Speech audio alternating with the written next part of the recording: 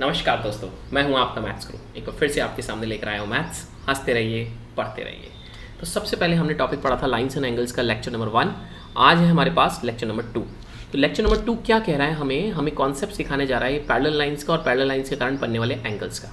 मान लीजिए ये एक लाइन पैरेलल है और ये दूसरी लाइन इसके पैरेलल है, और एक ट्रांसवर्सल मतलब एक तीसरी लाइन इनको काटती हुई निकल जाती है। तो कुछ एंगल्स बनते हैं इन तीन लाइनों के कारण। उन तीन एंगल्स को हम डिस्कस करेंगे। कौन कौन से एंगल है, जैसे कि ये एंगल आप राइट साइड फिगर में देख रहे हैं, ये एंगल और ये एंगल।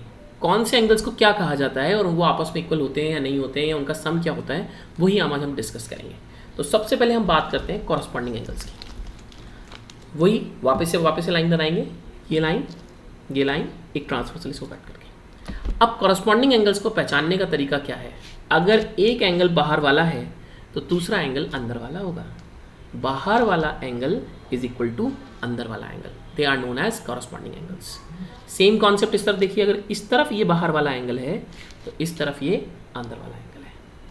मतलब कॉरस्पॉन्डिंग एंगल्स की अगर हम हिंदी में डेफिनेशन देखें सिंपल आसान तरीके से याद रखने के लिए कि दो लाइंस पैरेलल हैं तो कॉरस्पॉन्डिंग एंगल्स कौन से हैं, बाहर वाला अंदर वाला, बाहर वाला अंदर वाला, ऑन द सेम साइड्स।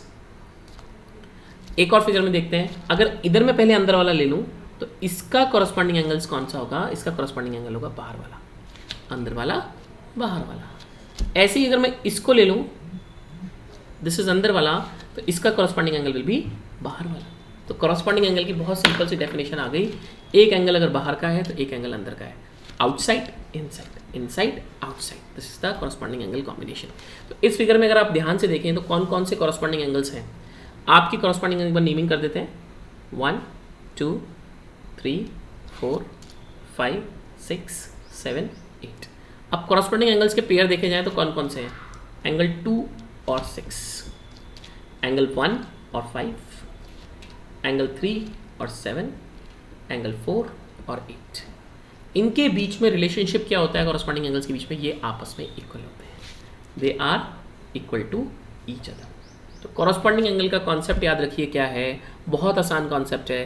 बाहर वाला अंदर वाला, अंदर वाला बाहर वाला, outside inside, outside inside, inside outside. This is the combination of corresponding angles.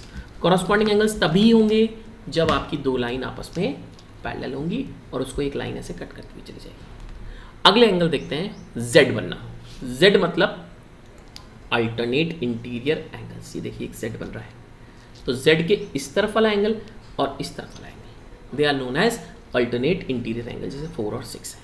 एक अपोजिट जेड बन रहा है, ध्यान से देखें आप, जो कि 3 और 5 है। They are known as alternate interior angles, alternate interior angles.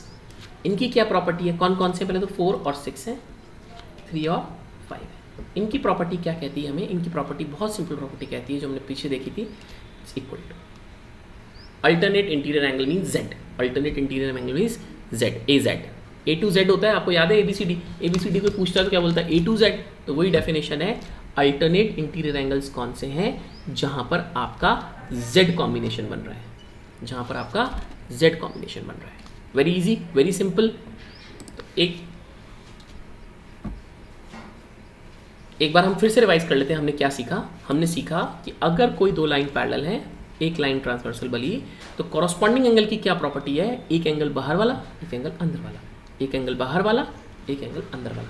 और ए टू जेड प्रॉपर्टी किसकी है, अल्टरनेट इंटीरियर एंगल। अगर कभी भी जेड बन रहा है तो वो दो एंगल आपस में इक्वल होते हैं।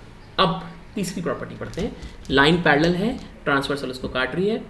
अगर कोई दो एंगल एक साइड है, फिगर में देखें, इनका नाम क्या है, 3 और 6, इनको बोलते हैं alternate angles on the same side. ये अल्टरनेट इंटीरियर एंगल अलग हो गए, ये है alternate angles on the same side. इसमें क्या प्रॉपर्टी काम करती है, इसमें प्रॉपर्टी ये काम करती है, इन दोनों एंगल्स का सम क्या होता है, 180 डिग्री। अगर आपको लाइन्स एंड एंगल्स में कमांड करनी है तो आपको ये सारे कॉन्सेप्ट अच्छी तरीके से आने चाहिए, क्योंकि मैथ्स की ज्योमेट्री का बेसिक चैप्टर यही है। तो मैंने आपको 3 प्रॉपर्टीज़ बताई, आपको सिर्फ 3 प्रॉपर्टीज़ याद रखनी है। एक आपको कॉरस्पॉन्डिंग एंगल्स याद रखने हैं, कॉरस्पॉन्डिंग एंगल्स इक्वल होते हैं। दूसरे आपको अल्टरनेट इंटीरियर एंगल याद रखते हैं, वो इक्वल होते हैं। कॉरस्पॉन्डिंग एंगल का कॉन्सेप्ट क्या बताया मैंने आपको, बाहर वाला अंदर वाला, अंदर वाला बाहर वाला। और अल्टरनेट इंटीरियर एंगल का कॉन्सेप्ट क्या बताया मैंने, ए टू जेड याद रखने की ट्रिक। इसमें हमेशा क्या बनता है, जेड बनता है। ठीक है। Alternate angles on the same side, ये बिल्कुल अलग चीज़ हो गई। Alternate angles on same side, इसमें इक्वलिटी का कोई कॉन्सेप्ट नहीं है। इसमें कॉन्सेप्ट सिर्फ इतना सा है कि इन दोनों एंगल्स का, जैसे ये 3 और 6 है, जैसे आपके 4 और 5 है, इनका सम हमेशा 180 डिग्री होगा। देखिए लाइन्स एंड एंगल चैप्टर अपने आप में बहुत ही आसान चैप्टर है। तो हमने बहुत सिंपल सा कॉन्सेप्ट पढ़ा। पहली चीज़ तो हमने ये पढ़ी कि दो लाइन्स पैरेलल हैं, उसको एक ट्रांसवर्सल बीच में से काट गई, तो कुछ एंगल्स बन गए। उन एंगल्स में पहचानना है कि कौन सा एंगल क्या है, उस एंगल्स में पहचानना है कौन सा एंगल्स क्या है। तो सबसे पहला मैंने आपको बताया कॉरस्पॉन्डिंग एंगल्स, बाहर वाला एंगल, अंदर वाला एंगल। दूसरा मैंने बताया आपको अल्टरनेट इंटीरियर एंगल जहाँ Z बन रहा है। और तीसरा मैंने लास्ट आपको बताया alternate angles on the same side जहाँ एंगल 180 डिग्री हो रहा है। Thank you so much.